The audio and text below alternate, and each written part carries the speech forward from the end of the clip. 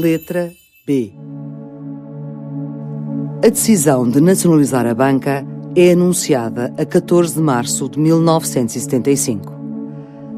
De acordo com o decreto que a formaliza, a medida decorre da necessidade de concretizar uma política económica antimonopolista que sirva às classes trabalhadoras e às camadas mais desfavorecidas da população portuguesa no cumprimento do programa do Movimento das Forças Armadas. Segundo então se explica, o sistema bancário constitui a alavanca fundamental de comando da economia. A nacionalização da banca é amplamente saudada pelas forças político-partidárias e pelos trabalhadores do setor que há muito a reivindicavam. Já em dezembro de 1974, 11 conhecidos empresários com ligações ao Banco Intercontinental, ao Crédito Predial Português, à Sociedade Financeira e à Torralta tinham sido presos acusados de sabotagem económica. Além da banca, nacionalização. Foi o caso das seguradoras, da refinação de petróleo, dos transportes, da energia, da indústria pesada e de transformação. Todo o processo teve em vista o controlo estatal dos setores estratégicos da economia nacional. A radicalização do processo revolucionário, sobretudo a partir do 11 de março de 1975, levou a que alguns empresários escolhessem o Brasil para se fixar.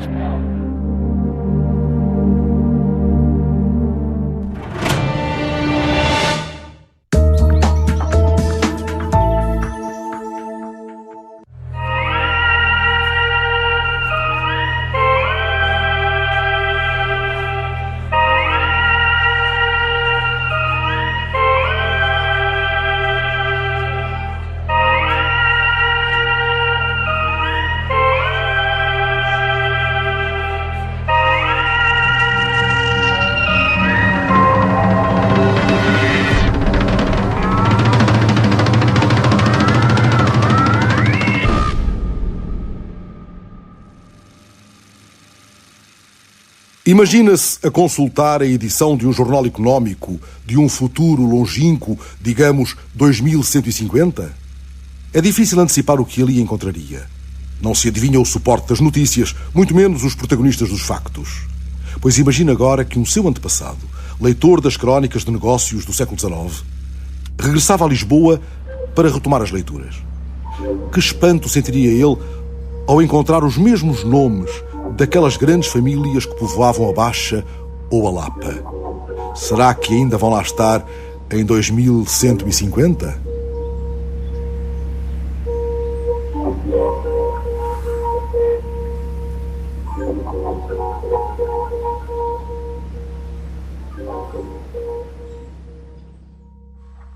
O longo domínio de algumas famílias na economia portuguesa explica-se em grande parte pela escolha do casamento. Ao longo de mais de um século, a rota das fortunas é marcada por alianças que criam um centro na transmissão da propriedade. No centro desse centro esteve sempre a família Melo. Na primeira metade do século XX, os Melo ligam-se aos poderosos Lima Mayer pelo casamento de Jorge de Melo com Luísa Lima Mayer. Um dos filhos desta união, Manuel de Melo, vai casar com a filha do industrial Alfredo da Silva, integrando assim o grupo CUF no Império Melo.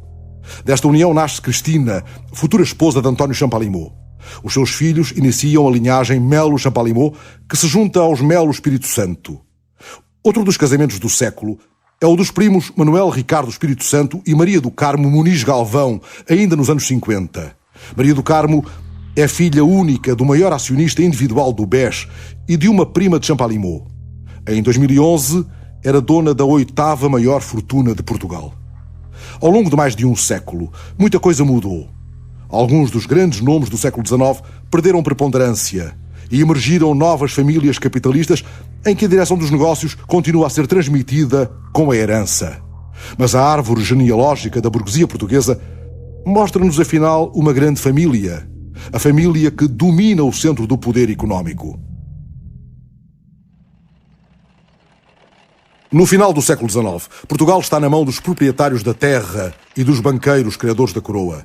Uma oligarquia que acumula cargos políticos, títulos de nobreza e rendas do Estado, as concessões dos tabacos, água, cimentos, navegação, gás e eletricidade. São os donos dos palácios da capital e das vilas do Estoril, de Sintra e da Ericeira. O nome maior desta geração é Henri Brunet.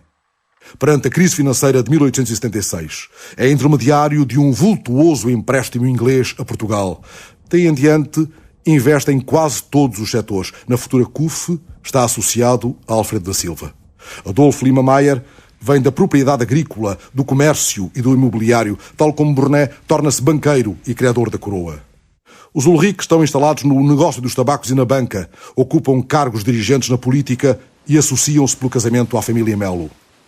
José Maria do Espírito Santo Silva é um nome novo na Baixa Oitocentista, filho ilegítimo do conde de Rendufe, diretor da polícia sob o liberalismo.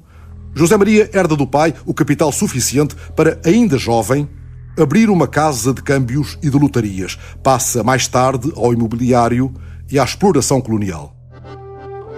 Até à Segunda Guerra Mundial assiste-se a um desenvolvimento capitalista lento, avesso ao risco da modernização e com acumulação garantida pelo Estado. A classe dominante reparte-se por vários setores de atividade, mas há um núcleo duro de negócios, feito de relações económicas, cargos políticos e linhas de parentesco. A classe dominante em Portugal, no princípio do século XX, pode-se dizer que tinha 4 pernas, não é? Uma, a grande propriedade rural tradicional, protegida no caso do trigo, que era o seu grande setor pelas pautas, pelas leis cerealíferas do fim do século XIX, a lei da fome, lei da fome exatamente porque protegia o trigo nacional e proibia a importação do trigo estrangeiro e, portanto, permitiu uma brutal acumulação da riqueza nas mãos da burguesia fundiária. Segundo pé, o grande comércio internacional, o import-export, onde nasceu, no fundo, a banca comercial. Terceiro grande pé, o comércio colonial, protegidíssimo através das pautas de proteção que reservavam o mercado colonial para a exportação metropolitana e que protegiam a exportação das mercadorias coloniais para a metrópole. E o pézito que começa a aparecer no fim do século XIX, que é a indústria e que nasce totalmente sob a proteção do Estado. A Primeira República não consegue gerar uma modernização que tire da pobreza a grande maioria da população. Eles tinham um programa político de democratização, aliás, programa não cumprido, programa que falha o Estado, mas em termos económicos nunca tocaram num milímetro da propriedade privada. Tocaram na propriedade da Igreja, que foi nacionalizada, mas não tocaram na propriedade privada. Pelo contrário, a ideia do Partido Republicano era dizer à burguesia: confiem em nós que nós governamos bem. Deem-nos a vossa confiança que nós cuidamos da vossa propriedade, cuidamos dos vossos interesses. Mas à elite não basta a continuidade com o regime económico da monarquia. O 28 de maio de 1926 instala a ditadura e aclama Oliveira Salazar, que virá a ser muito mais do que um mago das finanças. O Estado Novo vai surgir como a resposta de consenso das várias direitas da direita portuguesa que se juntam em torno de uma ideia que é esta: é preciso acabar com a ameaça operária e fazer dessa derrota sobre o movimento operário a base de recuperação das taxas de lucro e de acumulação da burguesia, e um Estado, em segundo lugar, que tivesse a autonomia e a autoridade suficiente sobre os diversos setores da classe dominante para impor um programa de recuperação económica e de regulação da economia perante a crise, necessidade que é absolutamente agravada com a crise de 29. Nos anos 30, a maior concentração de mão de obra é nas indústrias de base. A refinação de petróleos é monopólio da Sacor, empresa de capitais mistos, onde do lado privado se destaca o banco escolhido entre a SAPEC belga e a CUF. É nestes setores que se formam os monopólios que estruturam a economia nas décadas seguintes. Alfredo da Silva e Henrique Sommer simbolizam os raros capitães da indústria, conciliando disponibilidade de capitais e espírito empresarial.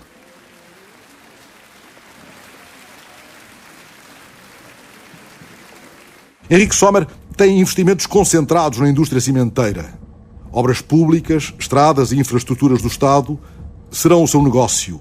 Adere à Legião Portuguesa e cultiva boas relações na ditadura. O seu herdeiro será António Champalimau. Alfredo da Silva vem de uma família rica de comerciantes da capital. Aos 21 anos já dirige a Aliança Fabril. A fábrica de sabões é comprada pela CUF, de Henri Bournet, e Alfredo da Silva entra na administração do grupo que acabará por liderar. Desempenha diversos cargos políticos, sempre ao serviço de posições autoritárias, de João Franco a Sidónio Pais e ao Estado Novo. Depois de adquirir o Banco Tota, a CUF é atingida pela crise financeira de 1929. Salazar mobiliza a banca pública para resgatar Alfredo da Silva e é assim que a CUF chega aos anos 30. Além dos adubos, domina a atividade portuária, a construção naval e a transformação de tabaco. Sob a proteção do regime, vai tornar-se o maior potentado económico do país com escala internacional. O regime tem duas características, é que de um lado cria grupos industriais e, do outro lado, mantém uma ganga de pequenas atividades obsoletas, mas que são mantidas. São mantidas como? São mantidas como base social do regime. São mantidas através de dois instrumentos fundamentais. Um é o condicionamento industrial, que é uma coisa quase surrealista, quer dizer, visto aos olhos de hoje, porque significa que tu não podes, não é só abrir uma nova indústria, não podes mexer em nada de essencial na tua empresa, meter uma máquina nova, mudar um turno de trabalho, recrutar mais trabalhadores, despedir.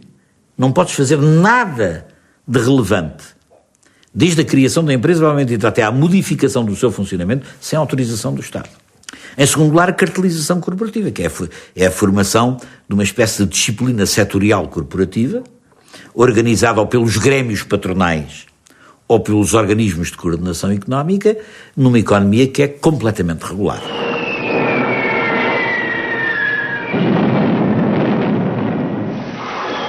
O capital português tem um papel importante no apoio aos franquistas durante a Guerra Civil de Espanha.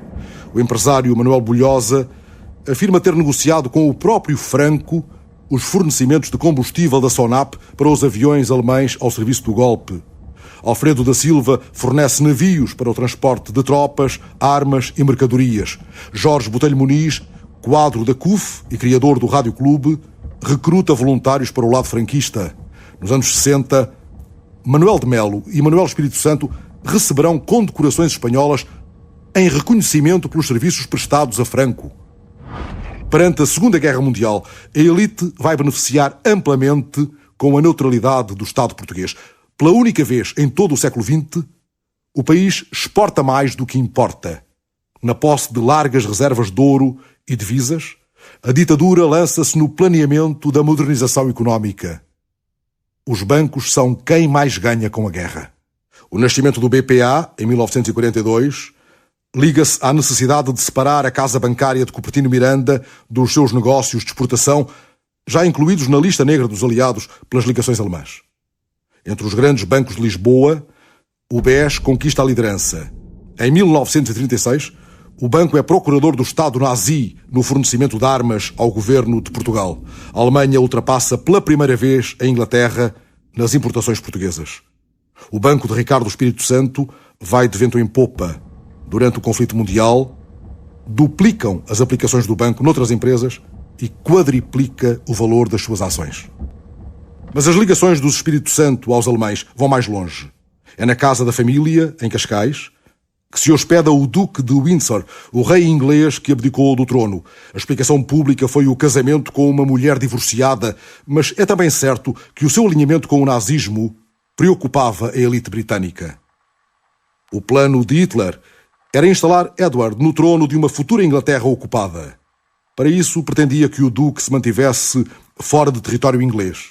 Nesse processo, Ricardo Espírito Santo é intermediário da Alemanha junto do Duque. Mas as diligências do banqueiro fracassam, Windsor acaba por seguir as ordens de Churchill e instalar-se nas Bahamas britânicas. Estas movimentações são seguidas de perto por Salazar, que cultiva com o Ricardo Espírito Santo uma amizade única. Reúnem-se aos domingos e correspondem-se regularmente. Quando o banqueiro morre, em 1955, Salazar, sempre avesso a cerimónias privadas, comparece no funeral.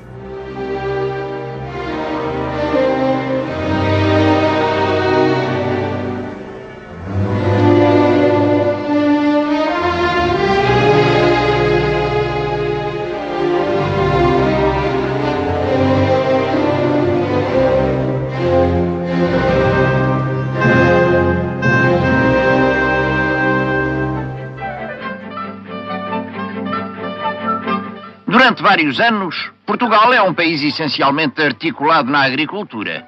Este estado de coisas tende a evoluir, ainda que lentamente, quando entra em marcha o processo da eletrificação.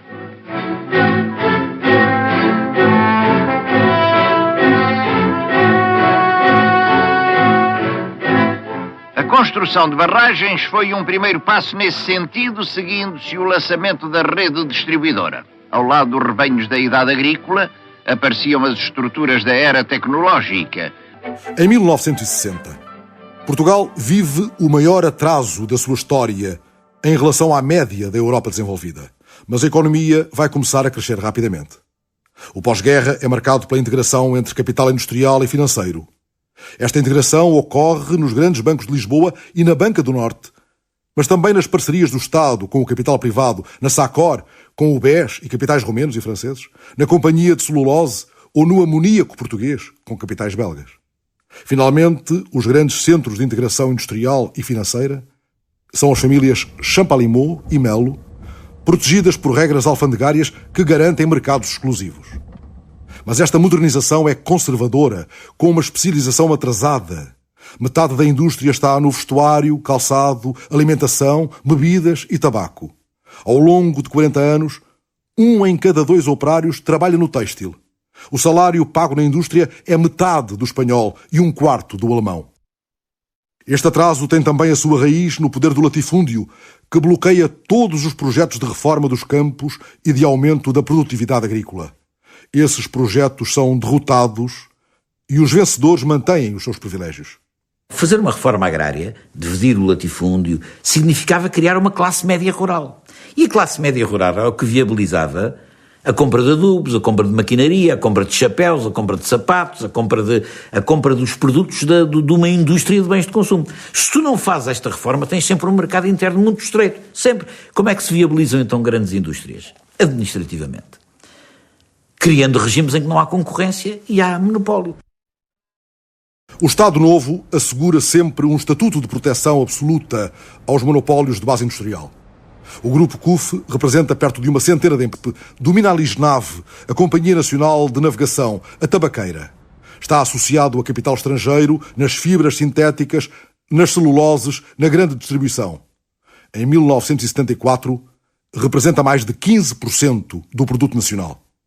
António Champalimaud, o sobrinho de Henrique Sommer, vai desenvolver a indústria cimenteira na metrópole e em África, contraindo vultuosos empréstimos junto do sogro Manuel de Melo e junto do Estado, através da Caixa Geral de Depósitos.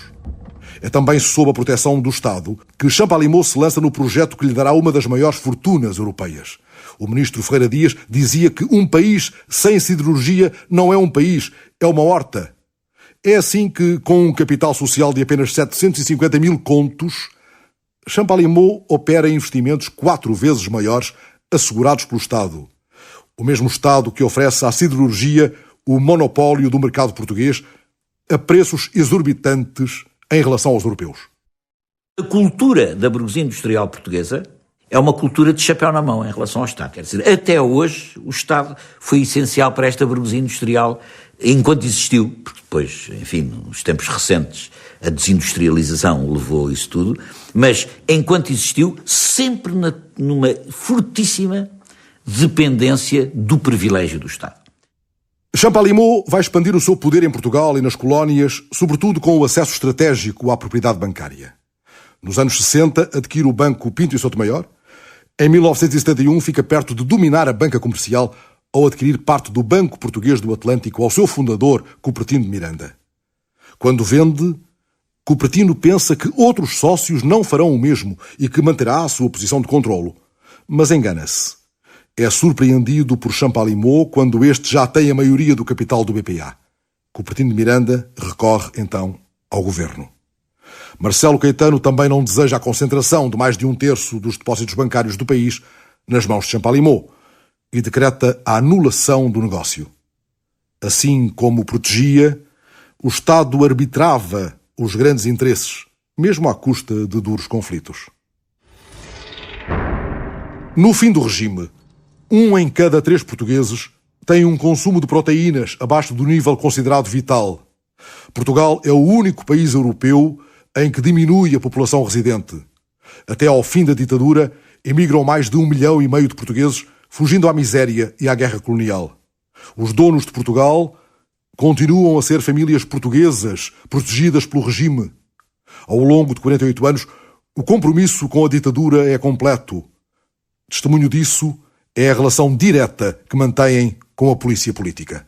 Os patrões, através dos seus serviços de relações públicas, pedem à polícia que se infiltre nos quadros, sobretudo nas zonas sensíveis dos quadros das suas empresas, para fazer espionagem policial e política contra os agitadores. Quer dizer, esta burguesia entendia que a repressão política era um elemento constitutivo do seu negócio. Só se mantinham custos de trabalho permanentemente baixos através da proibição dos sindicatos livres, através da proibição do direito à greve e através da repressão de qualquer infração a estas proibições.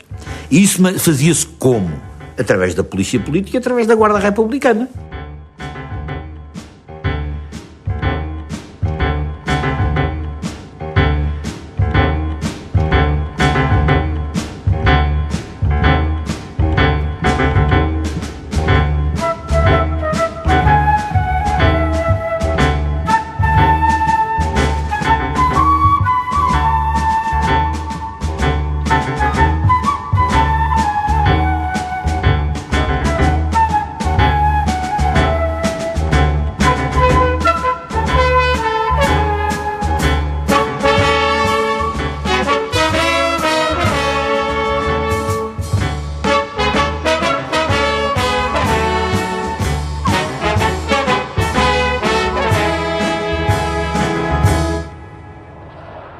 As nacionalizações entregam ao Estado cerca de 250 empresas, mas estas eram proprietárias de muitas outras.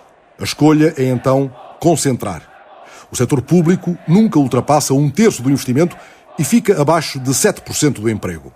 Mas a concentração cria dimensão e escala, tornando-se numa vantagem futura para os grupos económicos que voltarão a dominar estes setores. As privatizações partiram dessas empresas, foram essas grandes empresas que foram privatizadas, o que permitiu também uma rápida reconstituição dos grandes grupos económicos, porque assentaram não numa multiplicidade de empresas que existia antes do 25 de Abril, embora muitas vezes pertencendo ao mesmo grupo, mas já tendo como base uma base económica muito maior, que eram essas grandes empresas, e isso foi o que sucedeu. A situação complica-se para muitos dos dirigentes de topo dos grupos económicos apostados em Spínola e no golpe de 11 de março de 1975. 3 dias depois, o governo do PSD, PS e PCP decide a nacionalização da banca.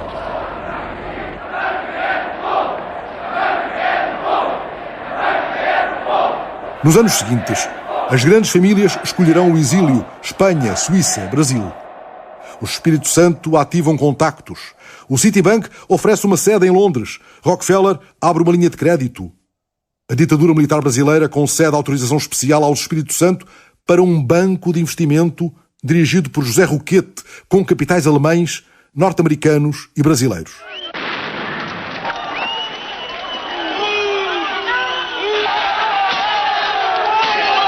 Tal como os Espírito Santo e Bulhosa, Champalimaud está ligado à rede clandestina do MDLP que ataca organizações de esquerda.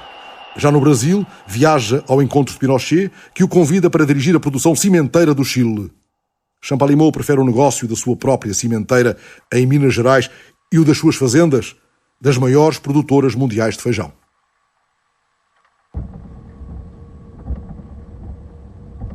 A partir da revisão constitucional de 1982, Mário Soares e o Bloco Central abrem os setores estratégicos à concorrência privada. O passo que hoje damos reveste-se de um grande simbolismo. É mais um sinal a que outros se seguirão. A vontade política de mudar a sociedade e o Estado, em termos modernos e europeus, não falta. Há condições económicas e sociais. Há prestígio internacional. Ao longo dos anos 80, velhos e novos protagonistas tomam posições para o ciclo privatizador. Com a adesão à CEE, o Estado ganha nova centralidade ao tornar-se pivô de enormes financiamentos comunitários. O mercado bolsista afirma-se. Só entre 1987 e 89 são criadas mais de 300 sociedades financeiras. O que era irreversível em 1975 vai deixar de o ser. As empresas nacionalizadas no 11 de março vão poder ser integralmente privatizadas, de acordo com o que foi hoje aprovado no Conselho de Ministros. A lei aprovada pelo Governo tem como objetivos essenciais, primeiro, reduzir o peso do Estado na economia, depois, garantir também o pagamento, tanto quanto possível, antecipado da dívida pública. O Grupo Espírito Santo regressa em força na EFASEC e na SECLA, associado ao Euromarché e no imobiliário. A SONAI, de Belmiro de Azevedo, tem o maior volume de negócios entre os grupos privados e vai integrar-se nos projetos de banca privada de meados dos anos 80. É também o caso de Américo Amorim, líder mundial na transformação da cortiça, que detém 1/3 do BCP no momento da fundação. Em 1991, o BPI adquire o Fonseca e Burnet numa operação polémica que chegou a estar anulada pelos tribunais. Verificava-se que o mesmo BPI tinha avaliado o banco de que foi depois comprador privilegiado. Já sob o governo Guterres, o BPI adquire mais 2 bancos. Nas nacionalizações, Manuel Bulhosa perdera a Sonap e o crédito predial português. Daí em diante, fará as suas maiores aplicações no estrangeiro. Mas na viragem do século, ainda está entre as 4 maiores fortunas portuguesas. Tem posição na Petrocontrol, vencedora da primeira fase de privatização da Galp, e faz sociedade com o Champalimau, os Melo, o Espírito Santo, Amorim e a Sonai, todos sob a presidência de Freitas do Amaral. Anos depois, a venda desta cota à italiana Eni resulta em 500 milhões de euros de mais-valias isentadas de impostos pelo ministro Pina Moura. No final do cavaquismo, a economia é dominada pelos beneficiários das privatizações e pelos novos setores dirigentes, construção civil, imobiliário, grande distribuição comercial. Nos maiores grupos, o peso da indústria transformadora não é expressivo. Esta tendência vai acentuar-se com os governos do PS, concentrados em privatizar o que ainda restava de monopólios de renda garantida: Galp, Brisa, EDP e Portugal Telecom. Portugal foi o país da União Europeia que mais privatizou no ano passado. Nos próximos 2 anos, o ritmo vai continuar acelerado. No biénio que vai entrar, será privatizada a ANA, a Portocel, a terceira fase da Simpor, a Petrogal, a segunda fase da Brisa e da EDP e a Tabaqueira, entre outras. Houve muitos bancos que acabaram por ser privatizados, que foram adquiridos pelos privados com dinheiro emprestado pelos próprios bancos. Isso por um lado. Por outro lado, também contribuiu e facilitou essa aquisição, as indenizações que se acabaram por dar aos grupos cujas empresas tinham sido nacionalizadas. Para além de perder um instrumento importante de controle do desenvolvimento da economia, também perder um instrumento importante da obtenção de meios financeiros para o orçamento do Estado. Apenas para o período de 2004 a 2010, poucas empresas que ainda estão sob o controle do Estado, contribuíram para o orçamento do Estado com cerca de 3.400 milhões de euros. Quando se privatizaram, esta fonte de rendimento desaparece também para o Estado. Portanto, ele vai ter que compensar lançando mais impostos sobre a população. É sempre o poder de Estado que vamos encontrar nos grandes momentos da reconfiguração do poder económico.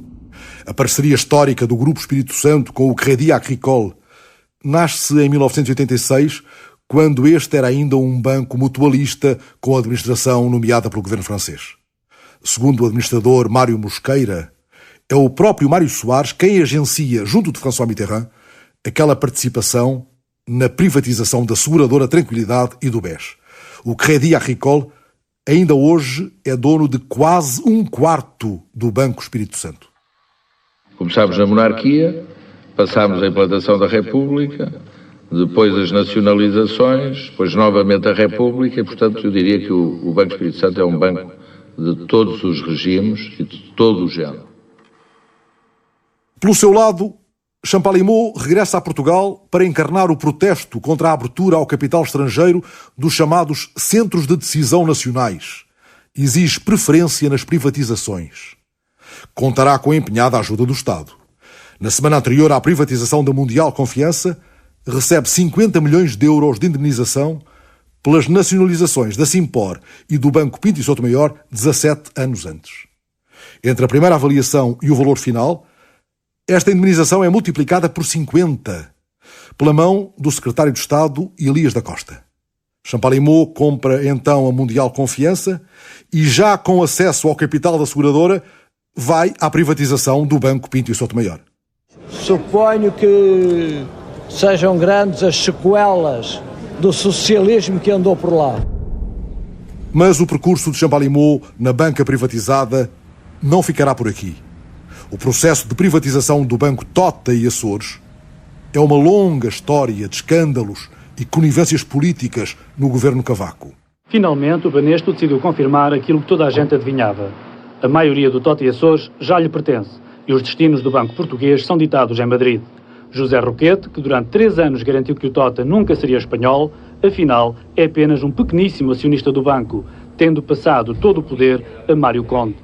Como é que foi possível, em violação flagrante da lei, que o Tota e o Crédito Predial Português, privatizados, tivessem passado para o controle maioritário de um banco espanhol? Mas a falência do Banesto deixa o Tota à deriva. O Ministro das Finanças, Eduardo Catroga, entrega o banco à família Champalimaud sem passar pela OPA obrigatória, para que fique em mãos portuguesas, como ainda se diz na época. Porém, 5 anos depois, Champalimaud surpreende o país ao anunciar a venda de toda a sua holding financeira ao mesmo Banco Santander. Novo escândalo. Guterres ainda tenta vetar o negócio, mas Champalimaud recorre para a Comissão Europeia. Em Portugal, conta com o apoio interno de vários pesos pesados da política, entretanto ligados aos quadros do Santander. Já com Pina Moura no Ministério das Finanças, o governo cede. Tota e Crédito Predial ficam mesmo no Santander. A Mundial Confiança e o Pinto e Sotomayor são comprados pela Caixa Geral de Depósitos. Pina Moura vai depois entregá-los a Jardim Gonçalves, que paga à Caixa com uma cota no BCP. O banco não gasta 1 cêntimo. Ganha dimensão e recebe um acionista sólido, o Estado. António Champalimaud fecha a sua carreira com um encaixe de 1.500 milhões de euros. A família Melo concentra-se hoje em aplicações financeiras em setores com rendas asseguradas pelo Estado. A Brisa, a EDP, a saúde privada, além de deter metade da EFASEC. Sempre rodeado de figuras políticas de primeiro plano, José Manuel de Melo detinha no início do novo século uma fortuna correspondente a 2% do PIB nacional. Mas esta fortuna foi reconstruída de mão dada com o Estado ao longo dos últimos 20 anos. Reorganizado logo nos anos 80, o grupo aposta na indústria alimentar. No início da década de 90, os Melo são indemnizados pelas nacionalizações. Do Estado recebem também vultuosos empréstimos através da banca pública para comprarem a Sociedade Financeira Portuguesa e a Bonança. Mas para esses negócios, a família procura sedes abrigadas do fisco português. É uma empresa especificamente criada para participar nesta privatização. Em que país? Na Irlanda. O grupo entra depois para a privatização da tabaqueira. Da União de Bancos Portugueses, privatizada, forma-se o Banco Melo. Tal como os seguros Império, o Banco Melo acabará integrado no BCP. A aliança com Jardim Gonçalves termina em 2007 e os Melo saem do Banco Comercial Português com 450 milhões de euros. A história dos primeiros 20 anos do BCP é a de Jardim Gonçalves. É pela mão de Mário Soares e Medina Carreira que chega à presidência do BPA nacionalizado. Ali prepara a criação de um novo banco privado, o BCP, levando para a nova instituição quadros bancários e muitos clientes. Anos mais tarde, na maior privatização de sempre, o próprio BPA é absorvido pelo BCP. Américo Amorim será o primeiro grande acionista, mas sairá cedo perante o poder absoluto de Jardim Gonçalves, que limita os direitos de voto a 10%. O problema do BCP é que muitos acionistas são também grandes devedores, empresas com enormes necessidades de capital, clientes das privatizações e fornecedores de obras públicas. Em 2005, deviam ao seu banco quase 3 mil milhões de euros, tendência que se agrava com os novos acionistas angariados pelo sucessor de Jardim Gonçalves. A guerra da sucessão torna públicas as falsificações de contas e resultados do BCP, números que faziam disparar a remuneração dos seus administradores. Pouco depois, os escândalos do banco privado e do BPN mostrarão um falhanço geral da supervisão pública, com consequências ruinosas para os cofres do Estado. Com a administração do BCP suspensa pelo Banco de Portugal, chega um novo poder. Santos Ferreira, ex-deputado do PS, com carreira nos grupos Champalimau e Stanley. O regresso das velhas famílias da ditadura é acompanhado pela emergência de sociedades vindas dos setores de acumulação mais rápida e menos arriscada. A grande distribuição, o imobiliário, as rendas do Estado. Uma das fortunas emergentes é a da família Soares dos Santos, proprietária do grupo Jerónimo Martins. Nos anos 60, a Jerónimo Martins associa-se à multinacional anglo-holandesa Unilever na produção de margarinas. Alexandre Soares dos Santos, neto do fundador, dirige o grupo desde essa época. Com a rede Pingo Doce e a expansão para a Polónia, a fortuna de Soares dos Santos ultrapassa hoje os 1.900 milhões de euros e é a segunda maior do país. Outro dos empresários com lugar no pódio das maiores fortunas nacionais é Belmiro de Azevedo. Até ao PREC, era um engenheiro da Sonai, empresa de aglomerados e estratificados, propriedade de um presidente do Futebol Clube do Porto, Afonso Pinto Magalhães.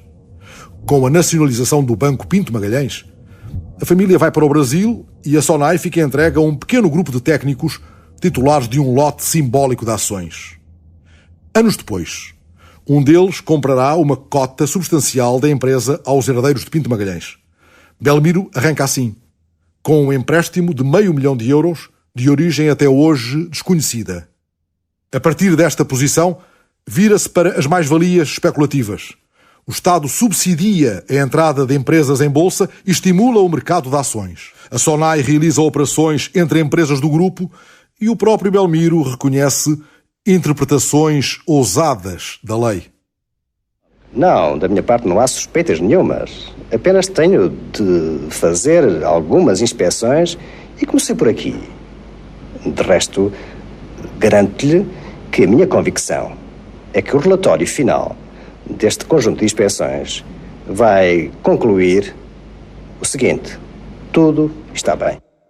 Perante o caso, um secretário de Estado de Miguel Cadilho chega a demitir-se, mas tudo acabará arquivado e a Bolsa continuará no centro dos rendimentos da Sonai. Nos anos 90, metade do rendimento do grupo vem da compra e venda de ações. Divide-se hoje entre a distribuição comercial, o imobiliário e as telecomunicações. Apesar do tom agreste de Belmiro de Azevedo perante os sucessivos governantes, a Sonai tem contratado um bom número de dirigentes políticos. O número 1 do ranking dos mais ricos de Portugal é Américo Amorim. As raízes da sua fortuna remontam ao século XIX e ao fabrico de rolhas para vinho do Porto. Nos anos 60, Américo chega à direção da Corticeira Amorim. O Estado Novo fecha os olhos ao modo de acumulação da família. A corticeira labora sem alvará, à margem do condicionamento industrial, e exporta para países banidos pelo Estado português: Índia, China, Egito, todo o Bloco de Leste. Com o 25 de Abril, Amorim é expropriado em 3.000 hectares de montado, mas procura manter as melhores relações com as UCPs alentejanas, a quem compra cortiça a baixo custo. Ao longo dos anos 70, com muitos proprietários dispostos a vender barato, Amorim faz bons negócios na compra de herdades. Entretanto, apoia a instalação em Portugal das embaixadas dos países de leste. Mais tarde, quando se inicia a liberalização daquelas economias, o grupo abre uma fábrica na Hungria, em parceria com 2 empresas estatais. As mudanças que estão a aparecer na Hungria, na Europa do Leste, não são para mim nenhuma surpresa. Eu tenho 35 anos de vivência nesta área do globo. Penso que foi tardiamente. Com a entrada na CEE, Américo Amorim, tal como centenas de empresários nacionais, senta-se à mesa dos fundos comunitários. Mas o rei da cortiça chega a passar também pelo banco dos réus, acusado pela União Europeia de falsificação, fraude e desvio de fundos para a formação profissional, algo como 2,5 milhões de euros. Américo Amorim não vai ser julgado. O processo instaurado contra o empresário prescreveu. Os factos que constavam da acusação foram ultrapassados no tempo. Passaram-se mais de 10 anos e por isso o processo foi arquivado. Amorim é hoje dono da única multinacional portuguesa dominante no seu setor a nível mundial. Está entre os maiores senhorios de Lisboa e tem forte presença no turismo algarvio, em Troia, com Belmiro de Azevedo, na Estoril Sol, com Sanleou, em Moçambique ou em Cuba. Associado ao governo angolano, comprou 1/3 da Galp e criou o banco BIC, liderado pelo ex-ministro Mira Amaral. O BIC ganhou notoriedade em 2011 ao comprar por 40 milhões de euros o mesmo BPN que o Estado acabara de capitalizar com 500 milhões. O poder político de Angola, que tutela os fundos soberanos e todo o setor privado do país, possui também parte significativa da economia portuguesa. A elite angolana tem mais de 10% do BPI, 10% do BCP, 25% do BPN e negócios de vulto como a Motengil, a PT, a Zone, o Grupo Espírito Santo, a Unicer. É importante que, no plano das relações do Estado e dos governos, possamos traduzir esta intimidade que também existe hoje entre tantos portugueses e tantos angolanos. Além de Durão Barroso, estão convidadas 100 figuras do Jet Set português.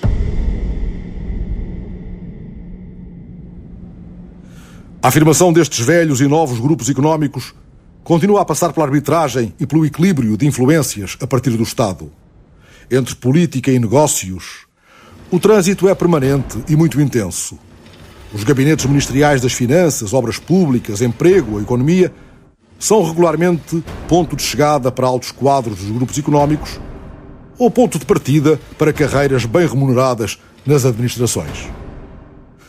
Em alguns destes casos, o lugar no Ministério é hoje trampolim para uma vertiginosa ascensão social através de remunerações com que muitos quadros partidários nunca sonharam, nem no partido, nem nas suas profissões anteriores. Estudámos o currículo de 115 desses ex-governantes do CDS, do PS e, sobretudo, do PSD. Se cada governante estabelecer uma linha entre as várias empresas em cujos órgãos tem assento, conheceremos a teia da política que organiza os grandes negócios. Veja-se este gráfico. Cada uma destas grandes empresas teve ou tem, nos seus quadros, um ou vários antigos governantes dos ministérios estratégicos. Para quem contrata, a influência política é o ativo mais desejado. A promiscuidade torna-se um problema colateral. Quem dirigiu a privatização passa a dirigir o que privatizou. Quem adjudicou a obra pública passa a liderar a construtora escolhida. Quem negociou pelo Estado a parceria público-privado passa a gerir a renda que antes atribuiu. Ou vice-versa. No Estado Novo, a elite política do país era muito pequena. E, portanto, a circulação entre os negócios, entre a companhia de seguros, o banco, a sociedade industrial, a empresa de importa e que exporta, a companhia colonial, a companhia de transportes e o lugar no governo, o lugar no aparelho de Estado, é total. E isso é uma constante desde sempre. A característica no Estado Novo é que isto era um mundo a que era muito difícil de aceder. A corrupção é uma espécie de subproduto da hegemonia do capital financeiro sobre o Estado, que hoje é uma coisa absolutamente clara. O Estado foi o construtor da burguesia, até que um dia, como no célebre conto do aprendiz do feiticeiro, o aprendiz tomou conta do feiticeiro.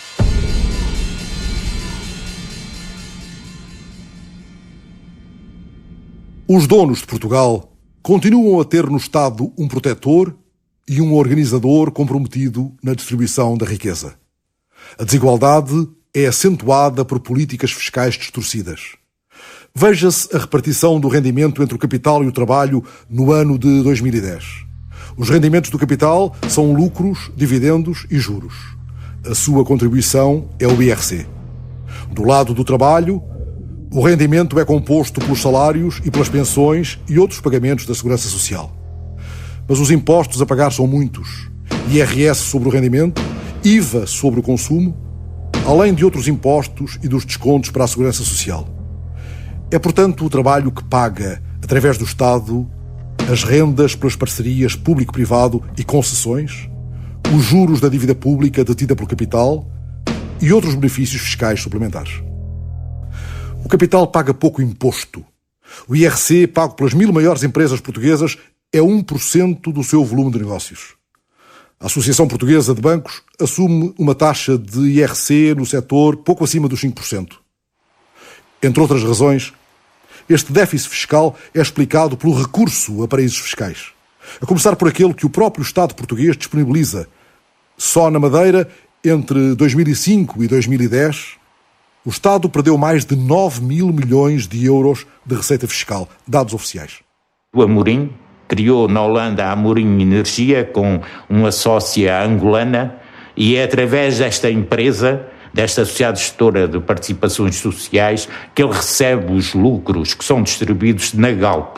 Esses lucros são transferidos para uma empresa no exterior, não pagam, esses dividendos não pagam impostos em Portugal. A desigualdade é paga pelo trabalho, e não só através dos lucros do capital e das transferências por via de impostos. É paga também no consumo cotidiano, portagens, eletricidade, gasolina, comunicações. Estas prestações são hoje o negócio de empresas privadas monopolísticas. Os preços em Portugal, sem impostos dos combustíveis, a gasolina e gasóleo e do gás, são sempre superiores, em média, aos preços praticados sem impostos em cerca de 20 países dos 27 da União Europeia. Quando os salários em Portugal, por exemplo, dos países da zona euro, são cerca de metade dos salários praticados nesse país, às vezes até, em alguns deles até menos que metade. O papel dos bancos foi também central noutros negócios com muito poder, a construção civil e o imobiliário. Enquanto as cidades se degradavam pelo aumento das casas vazias e abandonadas, a banca concedia massivamente créditos à habitação. Para isso, endividava-se junto dos bancos alemães e franceses, e daí resultou a maior parte da dívida externa portuguesa, que não é do Estado, mas sim dos bancos. O sistema financeiro abandonou assim definitivamente o crédito aos setores produtivos da economia. Portugal torna-se cada vez mais dependente, produz cada vez menos daquilo que precisa. O que consome é cada vez mais importado.